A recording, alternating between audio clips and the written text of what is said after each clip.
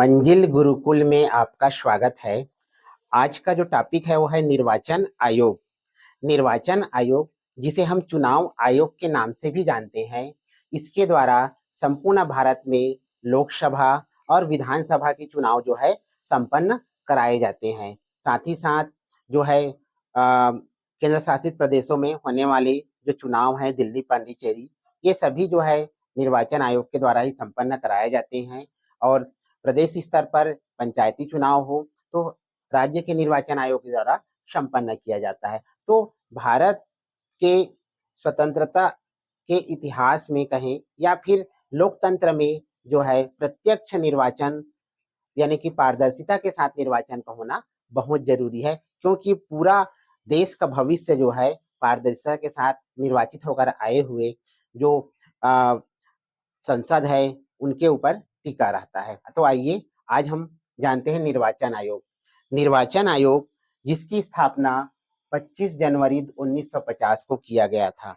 भारतीय संविधान में इसका वर्णन भाग 15 में अनुच्छेद 324 से लेकर 329 तक में इसके बारे में डिटेल में बताया गया है। निर्वाचन आयोग को जो है वो चुनाव आयोग के नाम से भी जानते हैं। निर्वाचन आयोग का मुख्य काम होता है कि पूरे देश में शांतिपूर्ण ढंग से पारदर्शिता के साथ में निर्वाचन कराना।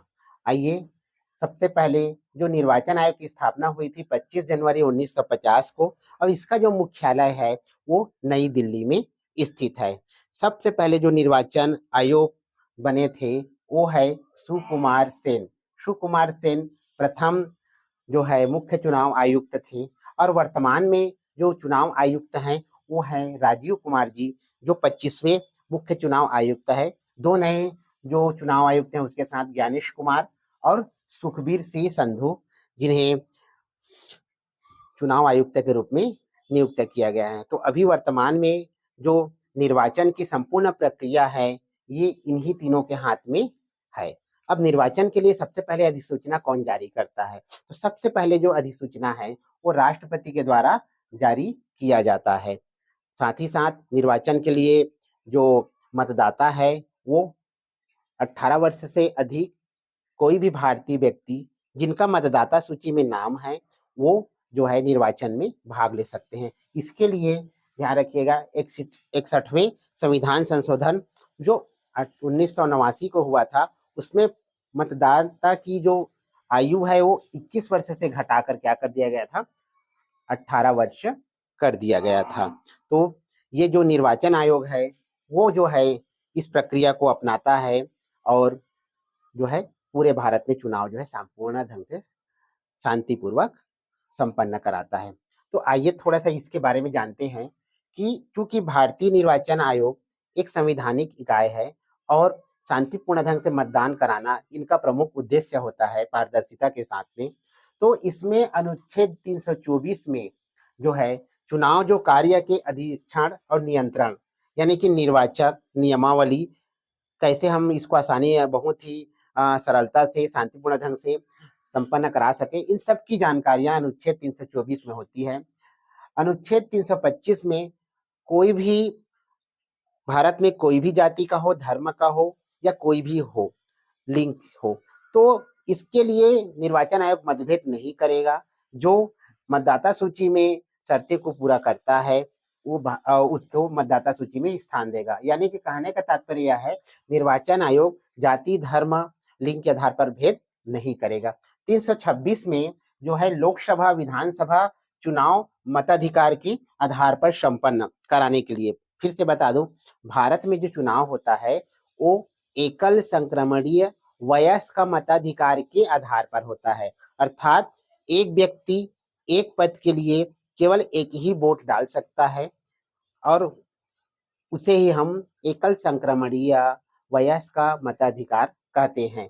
आइए 327 में बताया गया है कि विधानसभा चुनाव में जो प्रावधान होते हैं उसमें संसद का पावर होता है, संसद उसमें प्रावधान करता है, इसके बारे में बताया गया है। यानी कि संसद के शक्ति के बारे में बताया गया है। 328 जो होता है राज्य के चुनाव मंडल की शक्तियों के बारे में बताया गया है। 329 जो होता है चुनाव विषयों में न्यायालय के हस्तक्षेप पर रोक, यानी कि न्यायालय जो है उस पर रोक नहीं कर सकता, यानी चुनावी समय में न्यायालय के हस्तक्षेप पर रोक। 329 का जो है प्रधानमंत्री और लोकसभा अध्यक्ष के चुनाव के विशेष प्रावधान को निरस्त करता है। तो आइए हम इसके बारे में जानते हैं। लोकसभा का चुनाव अभी संपन्न होने वाला है और लोकसभा चुनाव जो है निर्धारित करता है कि किस तरह से हमारा देश आगे बढ़ेगा, किसे या किस पार्टी को जो है बहुमत मिलेगा, उस बहुमत के आधार पर वो जो है देश को आगे बढ़ाएगा। तो ध्यान रखिएगा, हमारे यहाँ जो है भारतीय संविधान में संपूर्ण शक्ति जो होती है वो राष्ट्रपति में ही निहित होती है, यानी कि राष्ट्रपति को पावर होता है। और भारतीय संविधान लोकतांत्रिक संविधान में जो पूरा पावर होता है, पावर अब होता है वो जनता के हाथ में होता है। जनता उन्हें मतदान के रूप में जो है वो सही व्यक्ति का चुनाव करके उन्हें आगे बढ़ाता है। तो प्रधानमंत्री जो यहाँ का मुखिया होता है, राष्ट्रपति मेन व्यक्ति होता है और उनकी शक्तियों का प्रधानमंत्री और मंत्रिपरिषद जो है उसका उपयोग करते हैं। तो प्रधानमंत्री की जो नियुक्ति होती है अनुच्छेद 75 के तहत होती है। अब जब अभी लोकसभा चुनाव के बारे में आ रहा है तो हमें ये जानना जरूरी है कि अभी वर्तमान में कितने सीटों पर चुनाव होने वाला है। लोकसभा में जो है वो भारतीय संसद का जो निम्न सदन होता है, प्रिय सदन होता है, छोटा सदन होता है, उसमें जो है अधिकतम 552 सीटें हैं, जिसमें 545 सीटों पर चुनाव होना है। जो भी पार्टी जो है 50% प्लस यानी कि 272 प्लस 1 सीटें प्राप्त करेगी, वे जो है सरकार बनाएगी और सरकार बनाकर देश को आगे बढ़ाएगी। तो आइए जानते हैं कि कौन कौन से जो राज्य हैं जिन्हें जो है लोकसभा सीटें अधिकतम है, क्योंकि ये प्रश्न पूछा ही जाता है अक्सर। तो मैं इसके लिए एक ट्रिक लाया हूँ। उमा, पार्वती, मध्यका, मानसी। उमा, पार्वती, मध्यका और मानसी, ये जो है एक है, यानी कि आपके फ्रेंड का नाम आप याद करके इसको ट्रिक को कर सकते हैं। तो उमा का तात्पर्य होता है उत्तर प्रदेश। उत्तर प्रदेश में जो है अभी वर्तमान में 80 सीटें हैं। उत्तर प्रदेश में अभी वर्तमान में 80 सीटें हैं। उसके बाद में आता है आपके पास में पश्चिम बंगाल। पश्चिम बंगाल जो है वो 42 सीटों के साथ में जो है दूसरे स्थान पर है। उमा अकेली है और सबसे बड़ी है, और ये जो है उत्तर प्रदेश रहता है उसे, और यहाँ पर 80 सीटें हैं। और दूसरे नंबर पर है आपके पास में पश्चिम बंगाल। पार्वती, पा से होता है पश्चिम बंगाल जहाँ पर 42 सीटें हैं। पार्वती, ब से होता है बिहार, और बिहार में 40 सीटें हैं लोकसभा की। ता सीटें हैं, यानी कि पार्वती में पश्चिम बंगाल, पा में जो है 42 सीटें हैं, बिहार में 40 सीटें हैं, और तमिलनाडु में 39 सीटें हैं। मध्यका, मध्य प्रदेश, मध्य यानी कि मध्य प्रदेश में 29 सीटें हैं। का मतलब होता है कर्नाटका, कर्नाटका में 28 सीटें हैं। तो ये उमा, पार्वती, मध्यका के माध्यम से अब भारत में जो 5 जहां पर राज्य, जहां पर लोकसभा की सीटें सर्वाधिक है उसको आप याद कर सकते हैं, उमा, पार्वती, मध्यका। ठीक है, अब आते हैं सबसे कम सीटें कहां कहां पर है। तो सबसे कम सीटें हैं मानसी। मानसी का मतलब क्या होता है मिजोरम, नागालैंड और सिक्किम। मिजोरम, नागालैंड और सिक्किम, ये जो है वो क्या कहते हैं, उसमें लोकसभा की केवल एक एक सीटें हैं। ठीक है, इसके अतिरिक्त इसको 3 नाम और दिया गया है। कुल 5 राज्य हैं जहां पर लोकसभा की एक एक सीटें हैं। इनमें से 3 नाम है मानसी, मिजोरम, नागालैंड, सिक्किम।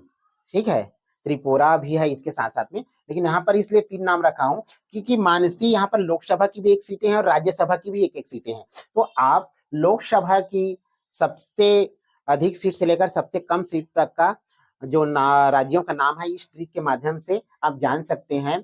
उमा, पार्वती, मध्यका और मानसी जो है एक है, सब एक ही फ्रेंड है।